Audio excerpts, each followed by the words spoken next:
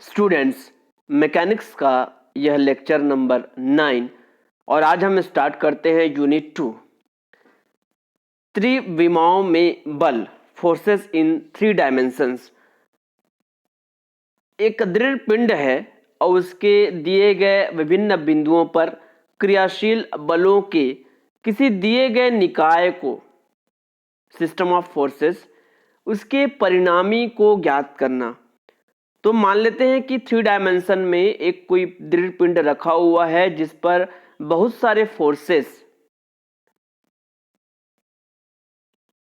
उसके विभिन्न बिंदुओं पर क्रियाशील है। माना बलों के निकाय F1, F2 and so on उसके विभिन्न बिंदुओं P1, P2 पर क्रियाशील है।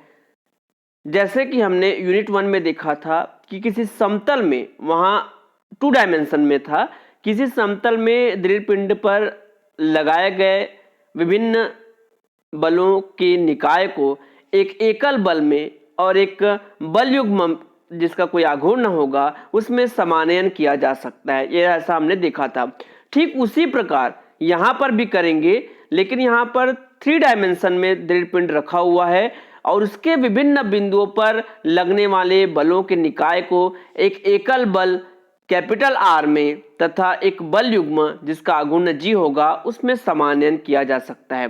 तो वैसे ही समायोजित करने पर जो संपूर्ण निकाय होगा बलों का, एक बल जो होगा x1, x2 and so on, that is summation x1, उसे मान लेंगे कैपिटल X जो लगेगा OX के अनुदिश। वैसे एक बल जो होगा y1, y2 and so on, that is summation y1 which is capital Y, वो फोर्स लगेगा OY के अनुदिश। मतलब इनके बलों को जब x घटक में, y घटक में और z घटक में जब हम वियोजित करेंगे तो x वाले घटकों को ऐड करने पर कैपिटल X फोर्स मिलेगा। वैसे ही y दिशा के अनुदिश हमें मिलेगा कैपिटल Y। उसी प्रकार एक बल जो होगा वो z अक्ष के अनुदिश समेशन z1 OZ के अनुदिश हमें मिलेगा। और एक बल युग्म जिसका आघूर्ण होगा summation y1 z1 minus z1 y1, उसे हम कैपिटल L से डिनोट करेंगे, वो OX के सापेक्ष आघूर्ण क्रिएट करेगा। वैसे एक दूसरा बल युग्म जिसका आघूर्ण summation z1 x1 minus x1 z1, जिसे हम डिनोट करेंगे कैपिटल M से, वो OY के सापेक्ष होगा। उसी प्रकार एक और बल युग्म जिसका आघूर्ण summation x1 y1 minus y1 x1 which is denoted by capital N, ये OZ के सापेक्ष होगा।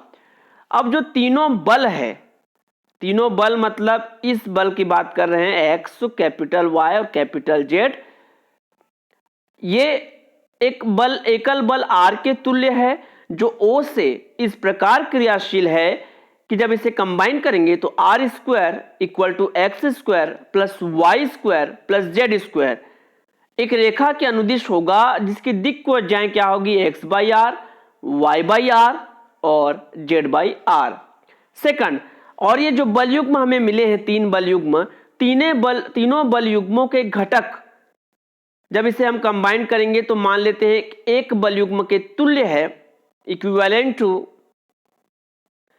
जिसका आघूर्ण कैपिटल G है, इस प्रकार कि G square equal to L square plus m square plus n square, और उसका जो अक्ष होगा वो एक रेखा के अनुदिश है जिसकी दिक् को जाए direction cosines L by G, M by G और N बाई जी होगा।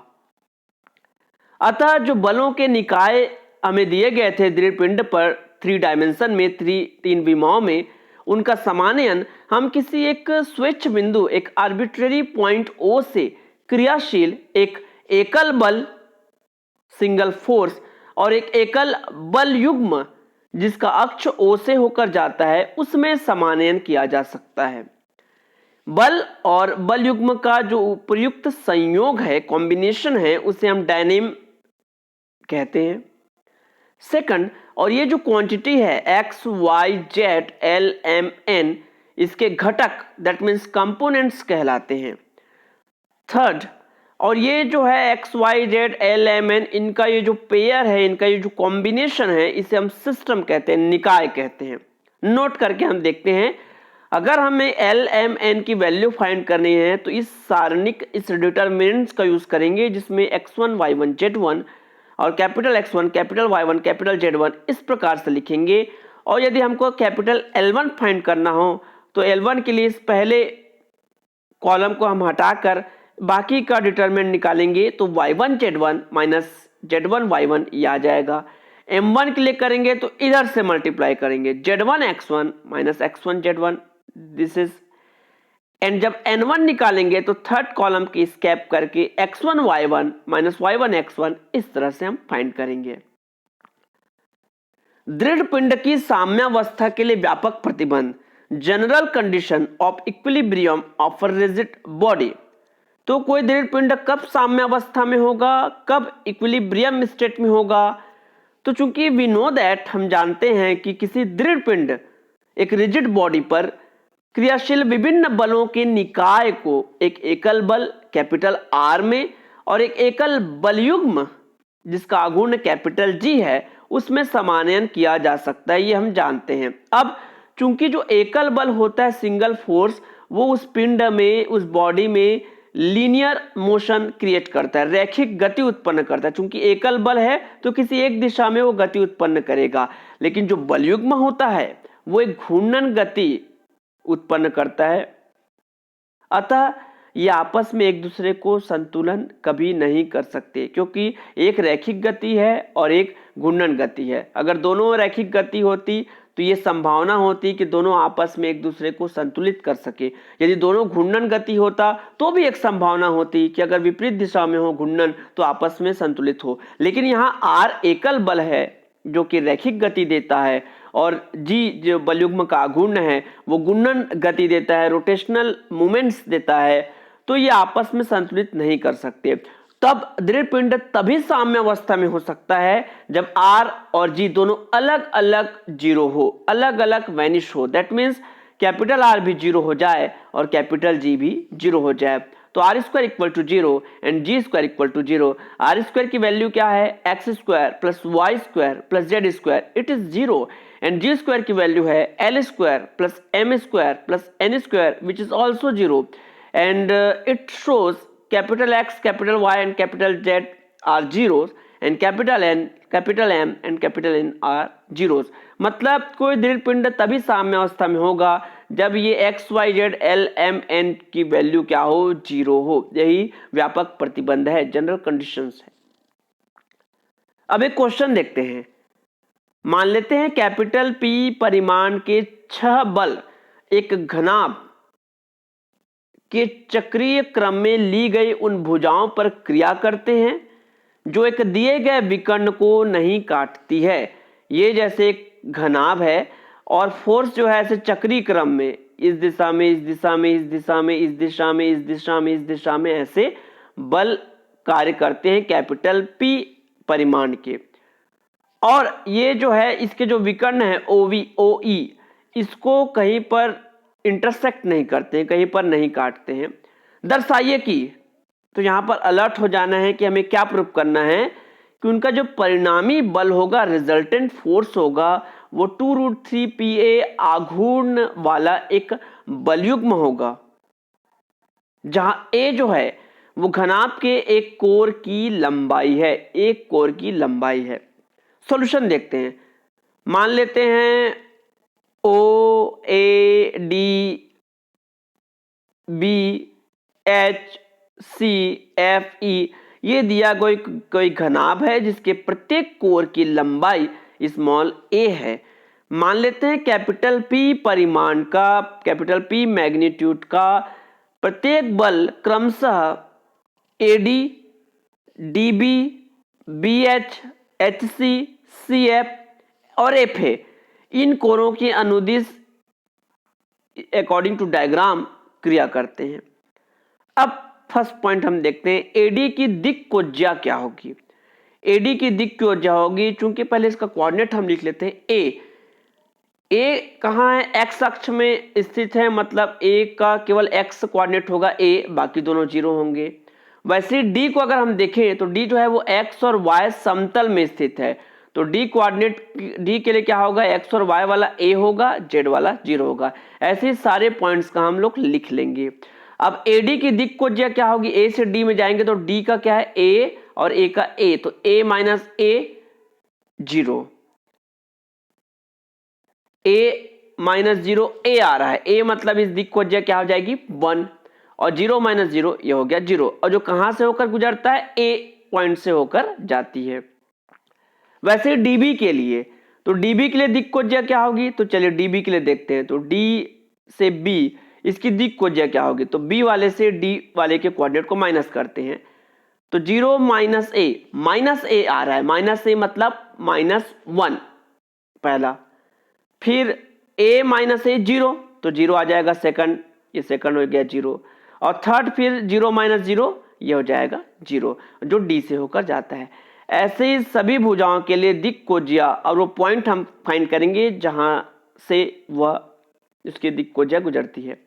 अब AD के लिए देखते हैं। AD के लिए कैपिटल X1 Y1 Z1 ये हम फाइंड करेंगे। तो X1 देखेंगे AD के लिए कैपिटल X1, तो फार्मूला हो जाएगा P इंटू एल। तो AD के लिए क्या हो जाएगा, फोर्स है capital P into small l। अब यहां पर L M N की वैल्यू क्या है, L की वैल्यू, M की वैल्यू और N की वैल्यू, तो ये हमारे पास है 0 1 0, तो ये 0 है L, ये 1 है M और ये 0 है N, तो यहां रख देंगे L के जगह 0, M के जगह 1 और N के जगह 0। उसी तरह DB के लिए, तो DB के लिए क्या हो जाएगा, D से B के लिए हम देखेंगे तो कैपिटल X2, तो चूंकि देखिए इसमें जब कैपिटल X1 था तो केवल कैपिटल P लिया गया था, क्योंकि यहां पर कैपिटल X1 P लिया गया था, Y1 के लिए भी यहां पे फोर्स P लिया गया था और Z1 के लिए भी P लिया गया था। ऐसा इसलिए लिया गया था क्योंकि ये जो P है वो जो है इस y अक्ष के दिशा में ही ये गति कर रहा है, इसलिए इसका डायरेक्शन कैपिटल P लिया गया है। लेकिन जब इस dB की बात करते हैं तो इसमें कैपिटल P का जो डायरेक्शन है इस दिशा में है, लेकिन x अक्ष किधर है, इस दिशा में, तो इसके अपोजिट है ये कैपिटल P, इसलिए इसको निगेटिव लिया गया है, यहां पर -P लिया गया है। तो -P इंटू dB के लिए क्या हो जाएगा, यहां से देखेंगे dB के लिए ये -P और Y2 ये हो जाएगा 0 और Z2 ये हो जाएगा 0, क्योंकि X2 के लिए कैपिटल P इंटू -1 तो ये -P, Y2 के लिए कैपिटल P इंटू 0 और Z2 के लिए कैपिटल P इंटू 0, तो इस तरह आ जाएगा। BH के लिए देखते हैं। तो BH के लिए अगर हम देखेंगे यहां पर B से H के लिए, तो कैपिटल P इसका डायरेक्शन इस दिशा में है जो कि Z अक्ष के अलोंग है, तो कैपिटल P, और जब इसको मल्टीप्लाई करेंगे BH के लिए तो BH की दिक् को दिया है 0 0 1, तो capital P into 0, capital P into 0 and capital P into 1, तो x3 आ जाएगा P इंटू 0 0, y3 आ जाएगा P इंटू 0 0 और z3 आ जाएगा P into 1, that means P। ऐसे ही सभी भुजाओं के अनुदिश हम निकाल लेंगे। अब कैपिटल X क्या होगा, समेसन x1, मतलब x1 से लेकर सभी x6 तक का योगफल, सबको ऐड कर दिए। कैपिटल Y होगा समेसन y1, तो y1 से लेकर y6 तक को ऐड कर दिए। और z क्या होगा, summation z1, that means z1 z2 and up to z6, तो ये आ गया। तो परिणामी जो बल होगा, रिजल्टेंट फोर्स होगा capital R, which is given by √x² plus y² plus z²। Value put करने पर R की वैल्यू 0 मिलती है, मतलब एकल बल जो है, सिंगल फोर्स जो है वो हमें 0 मिल गया। अब हम बल आघूर्ण देखते हैं। तो AD के लिए बल आघूर्ण हेतु इस फॉर्मूले को हम रखते हैं x1 y1 z1, capital X1 capital y1 capital z1। तो जब AD की बात करेंगे तो किस पॉइंट से होकर गुजरता है, A0 0, यहां पर हमने देखा था AD जो है वो किस पॉइंट से होकर गुजरता है, A0 0, तो उसको हमने रख दिया यहां पर A0 0, और उसके लिए जो फोर्स था x1 y1 z1 वो है 0 कैपिटल P0, ये हमने फाइंड किया हुआ था, ये x1 की वैल्यू 0, y1 की वैल्यू P और z1 की वैल्यू 0, तो 0 P 0, इसको हमने यहां पर पुट अप कर दिया। अब जब L1 निकालना हो तो L1 के लिए क्या करते हैं, इस पहले वाले कॉलम को ओमिट करते हुए इसका डिटरमिनेंट फाइंड करते हैं, 0 माइनस 0, ये हो गया 0। वैसे M1 वाले के लिए सेकंड कॉलम को हटाकर 0 माइनस 0, वैसे ही N1 वाले के निकालेंगे तो थर्ड कॉलम को हटाएंगे तो AP आ जाएगा। उसी प्रकार DB के लिए हम फाइंड करेंगे, BH के लिए सारे भुजाओं के अनुदिश L1, L2, L3 and so on, ऐसे M1 M2 और ऐसे N1 N2। तो परिणामी बल युग्म हेतु जो आघूर्ण मिलेगा कैपिटल G, फॉर्मूला होगा root over L square plus M square plus N square, it is equation 1। अब कैपिटल L की वैल्यू फाइंड कर लेते हैं, समेशन L1, जो भी L1 से L6 तक की वैल्यू को ऐड कर दिए। कैपिटल M समेशन M1, तो M1 से M6 तक की वैल्यू को ऐड कर लिए। और उसी तरह कैपिटल N हम फाइंड करने के बाद इक्वेशन 1 में जब इस वैल्यू को पुट करते हैं और इसको सॉल्व करते हैं तो 2√3PA ये वैल्यू आ जाती है। अब देखिए R की वैल्यू आई थी 0, एकल बल 0 हो गया, मतलब जो दिए गए बलों का निकाय है वो एकल बल में समान्वित नहीं होगा क्योंकि एकल बल यहाँ 0 आ गया है। और लेकिन G बलयुग्म जिसका आघूर्ण ये आया है, अतः बलों का जो निकाय होगा वो केवल बलयुग्म के तुल्य होगा, जिसका आघूर्ण क्या होगा, 2√3PA ये होगा। This proved. अब एक डेफिनेशन देखते हैं, पॉनाट केंद्रीय अक्ष, पॉनाट सेंट्रल एक्सिस। चूंकि हम जानते हैं कि दृढ़ पिंड पर क्रियाशील बलों के एक दिए गए निकाय का जब हम समान्वयन करते हैं तो एक एकल बल और एक बल युग्म में क्या होता है, वो समानित हो जाता है। अब यदि एकल बल और एकल बल युग्म इन दोनों का अक्ष जो है वो बल की क्रिया रेखा की दिशा से संपाती हो, और ऐसे अगर हम इसे समान्वयन कर सके तब वो जो एक्सिस होगा O डैश A डैश इस डायग्राम के अनुसार, जिसमें एकल बल युग्म का अक्ष और साथ ही एकल बल R दोनों की क्रिया रेखा एक ही हो जाए, उसे पॉनाट केंद्रीय अक्ष कहते हैं। जैसे इस डायग्राम में हम देख सकते हैं कि ये OA, OB और OC ये दिया हुआ है, और एक बल युग्म मान लो एकल बल R OA की दिशा में लगा हुआ है, और इस OD के अनुदिश हमको बल युग्म जिसका आघूर्ण कैपिटल G मिलता है। नॉर्मली जब हम दृढ़ पिंड के निकाय को समान्वयन करते हैं तो एकल बल R और एक बल युग्म जिसका आघूर्ण G है वो हमें प्राप्त होता है। अब मान लो इन दोनों के बीच का एंगल थीटा हो तो इस G का इस दिशा में G cos थीटा और इधर परपेंडिकुलर दिशा में G sin थीटा होगा। अब चूंकि G sin थीटा को अगर हम ऐसा लिखें कि ये जो G sin थीटा है, अभी इधर G cos थीटा को ध्यान नहीं देते हैं, G sin थीटा चूंकि एक घूर्णन क्रिएट कर रहा है तो इस G sin थीटा के जगह पर हम क्या लिख सकते हैं, एक R O डैश से मान लो तो एक R इधर और एक R इस दिशा में, तो ये R और ये R ये क्या होगा, इसमें घूर्णन क्रिएट करेगा। तो ये जो G sin थीटा है इसी को हम इस फॉर्म में लिख दिए, इसके जगह पर हम ऐसा समायोजित कर दिए। अब यहाँ पर देखते हैं कि ये जो R था और ये जो R था आपस में अपोजिट होने के कारण कैंसल हो जाते हैं, तो हमें एक R ये मिला और ये G cos थीटा हमको इस दिशा में मिला। तो टोटल हमने क्या कर दिया, सभी बलों के निकाय को एक O डैश से होकर जाने वाले एकल बल R और उसी के सापेक्ष एक आघूर्ण G cos थीटा में हमने समान्वयन कर दिया है। तो यही रेखा पॉनाट केंद्रीय अक्ष कहलाता है। और R into O dash, R और O से O डैश ये क्या किसके इक्वल हो जाता है, ये G sin थीटा के इक्वल है। केंद्रीय अक्ष, यदि एक बल निकाय को एक एकल बल R और एकल बल युग्म G में इस प्रकार समान्वयन करते हैं कि बल युग्म का अक्ष यानी कि ये O डैश A डैश और बल R की दिशा दोनों ही एक ही हो, इसके अनुदिश हो, तो इस रेखा को केंद्रीय अक्ष सेंट्रल एक्सिस कहते हैं। बल निकाय का केंद्रीय अक्ष जो होता है वो अद्वितीय होता है, यूनिक होता है, और G cos थीटा जिसे हम आघूर्ण कहेंगे उसे हम कैपिटल K से डिनोट करते हैं, और R which is single force एकल बल है। रेंज क्या होता है, R और K का ये जो पेयर है उसे हम रेंज के रूप में जानते हैं। पिच, K और R का ये जो अनुपात है, आघूर्ण और एकल बल का ये जो रेशियो है, इसे निकाय का पिच कहा जाता है, जो कि एक रैखिक परिमाण देता है, लीनियर मैग्नीट्यूड देता है। और बल R को रेंज की तीव्रता कहते हैं, intensity of the range. Screw, एक सरल रेखा जिसके अनुदिश एकल बल क्रिया करता है और पिच को जबकि साथ लिया गया है, स्क्रू कहलाता है। मतलब स्क्रू जो है वो एक ऐसा सरल रेखा एक ऐसी निश्चित रेखा है जो एक निश्चित पिच से संबंधित होता है। तो आज के लेक्चर में इतना ही।